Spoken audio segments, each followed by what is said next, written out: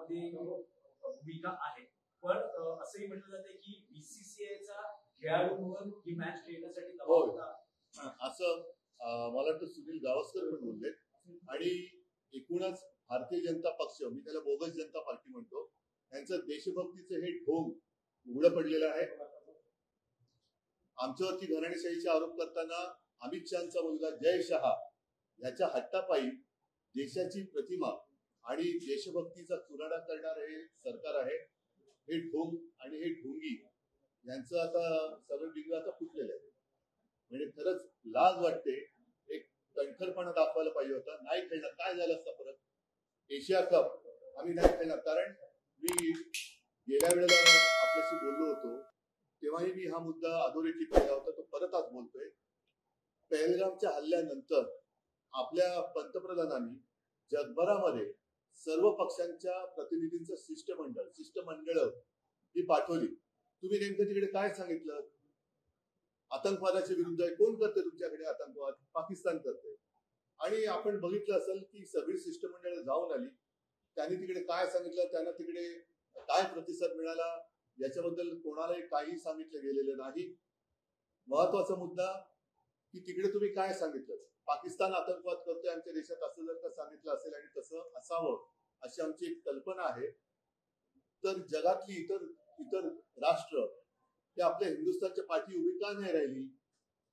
आणि त्याचं उत्तर आता तुम्हाला मिळेल की ज्या तोंडाने आपण सांगितलं की आमच्या देशामध्ये पाकिस्तान दहशतवाद फैलावतो आहे, दहशतवाद करतो आहे, आमच्या नागरिकांची निरपराध नागरिकांची तो बळी घेतो आहे, हे सांगितल्यानंतर 1 महिना 2 महिन्या 4 महिन्यामध्ये तुम्ही सगळं काही विसरून त्या पाकिस्तान बरोबर क्रिकेट खेळणार असाल तर जग तुम्हाला हाच प्रश्न विचारेल की एकदम नक्की ठरवा ना की तुम्ही पाकिस्तानचे मित्र आहात की शत्रू आहात. आणि जर का शत्रू असाल तर सगळे संबंध तोडा, मग आम्ही तुमच्या मागे उभे राहतो. नाहीतर आम्ही त्या पाकिस्तानच्या विरुद्ध उभे राहायचं आणि तुम्हीच पाकिस्तानकडे जाऊन केक खाऊन यायचा. ही परराष्ट्र नीती ही त्या देशाला तारक आहे असं मला वाटत नाही. ही घातक आहे देशाला. नाही, पण साहेब काही प्रतिक्रिया अशाही उमटल्या की शिवसेनेचे देशाभिमानाचं ढोंग आहे, किंवा काहींनी असंही म्हटलं की ज्यांचं शेंदूर उडालेलं आहे त्यांना मी काही किंमत देत नाही. कारण अशी बकवास करणारे लोक खूप असतात. त्यांचा बकवास करून द्या. कारण त्यांना देशभक्ती म्हणजे काय हेच माहिती नाहीये. त्यांना फक्त खुर्ची भक्ती माहितीये, शहा भक्ती माहितीये, मोदी भक्ती माहितीये. त्यांनी देश वगैरे हा तर शब्दही उच्चारू नये. एकदम मी तर म्हणेन फडतूस माणसं आहेत. कोण मला माहिती नाही, पण कोणी असले तरी ते फडतूस आहेत. सर, गेल्या राज्यामध्ये गेल्या काही दिवसांपासून सतत पाऊस पडतोय, शेतीचं नुकसान झालं आहे आणि शेतकऱ्यांची घरं देखील उद्ध्वस्त झाली, तरी देखील सरकार अजूनही शेतकऱ्यांच्या प्रश्नाकडे दुर्लक्ष करते. हा अतिशय महत्वाचा विषय आहे. कारण अतिवृष्टी होते आहे, ढगफुटी होते आहे सगळीकडे. आता हे माझे ग्रामीण भागातले आमदार आणि खासदार आहेत.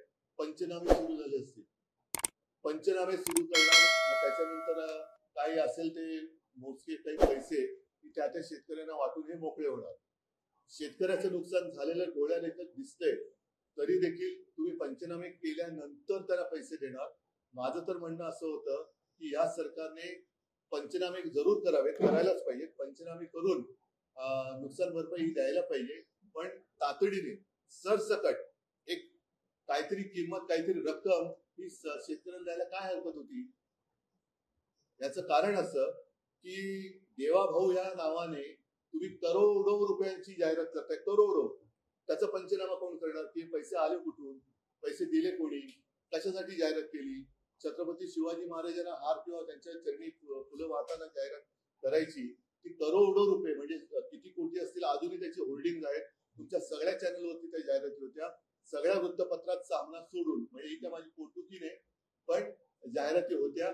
हे करोडो रुपये तुम्ही एका दिवसासाठी आणि एका माणसासाठी जर का उधळत असाल तर ते करोडो रुपये माझ्या शेतकऱ्यांना तुम्ही पहिल्या प्रथम प्राथमिक मदत करून दिली असती तर काय झालं असतं? काय बिघडलं असतं? म्हणजे तुमच्याकडे पैसे आहेत, कर्ज काढून तुम्ही दिवाळी साजरी करताय म्हणते ते. मी हे म्हणतोय की काय गरज काय होती त्या जाहिरातीची? एवढी जाहिरात केली. परत सांगतो की करोडो रुपये तुम्ही स्वतःच्या जाहिरातीसाठी खर्च केले.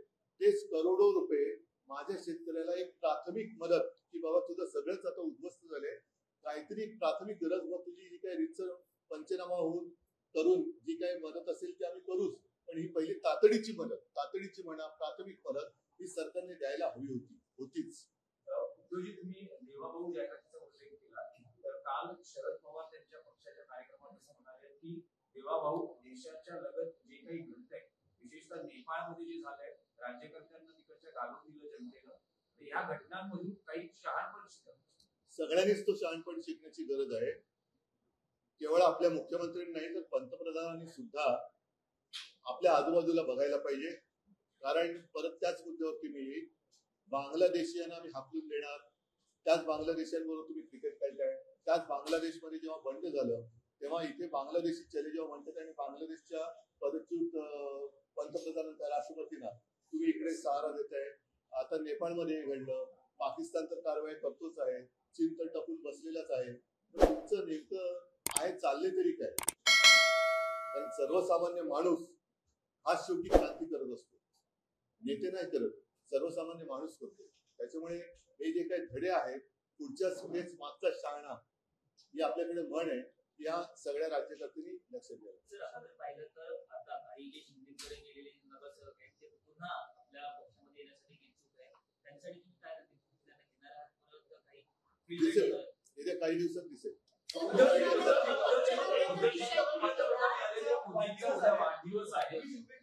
बघा, मोदी 75चे होत आहे, तुम्ही 75चे होते आणि हा वाढदिवस महत्वाचा आहे, कारण त्यांनी घोषणा केल्या होत्या. बघा, माझे कोणी काही दुश्मन नाहीये. पंतप्रधान मोदी सुद्धा माझे काही दुश्मन नाही. ते मला मानत असतील, मी त्यांना दुश्मन मानत नाही. राजकारण आहे, पण ज्या पद्धतीने ते शिवसेना खतम करायला निघाले हे राजकारण सहन कोणी करू शकत नाही. आणि तरी देखील त्यांच्या मनात पाप जरी असलं तर मी मात्र त्यांना शुभेच्छा देतो की लवकरात लवकर आपल्याला नाही म्हणजे सगळ्या गोष्टीचं आकलन व्हावं आणि चांगला कारभार जे काय आता पुढची काही वर्ष त्याच्यात करावं. 75चे होत आहेत, काही भूतकाळात घोषणा केल्या होत्या RSS अशा भूतकाळामध्ये बऱ्याच काही आता अशा आठवणही करून दिली होती. भूतकाळामध्ये अनेक त्यांनी गोष्टी केल्या होत्या. त्या सगळ्या गोष्टींची भूत आता त्यांच्या मानगुटीवर बसले. शेतकऱ्यांची कर्जमाफी ते बोलले होते, 15 लाख रुपये येणार होते, स्मार्ट सिटी बोलले होते. या सगळ्या भूतकाळातल्या गोष्टांची भूत ही आता त्यांच्या आजचे दिन आहे. त्या भूतकाळाच्या गोष्टांची भूतही त्यांच्या मानगुटीवरती आता बसली. उद्धवजी, एकच प्रश्न आहे की तुम्ही गेल्या आठवड्यात मनसे अध्यक्ष राज ठाकरेंना भेटला, जवळपास 2.5 तास तुम्ही एकत्र होता. असं कारण दिलं की तुम्ही मावशीची तब्येत विचारण्यासाठी करण्यासाठी गेला होता. आता तुमचं नेमकं काय प्रॉब्लेम काय? प्रॉब्लेम हा आहे की दोन एकमेकांना भेटतात, राजकीय चर्चा होते. आता गणपतीला मी गेलो होतो, त्यांनी बोलवलं, माझ्या वाढदिवसाला तो आला होता. गणपतीला गेलो होतो, तुम्ही किती मोदक खाल्ले सांगितले?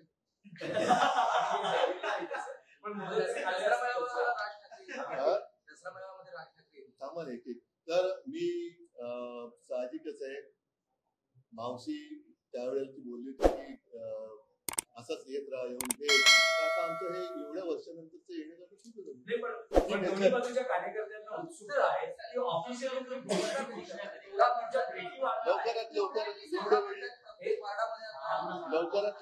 लवकरात लवकर योग्य वेळी. चला, धन्यवाद.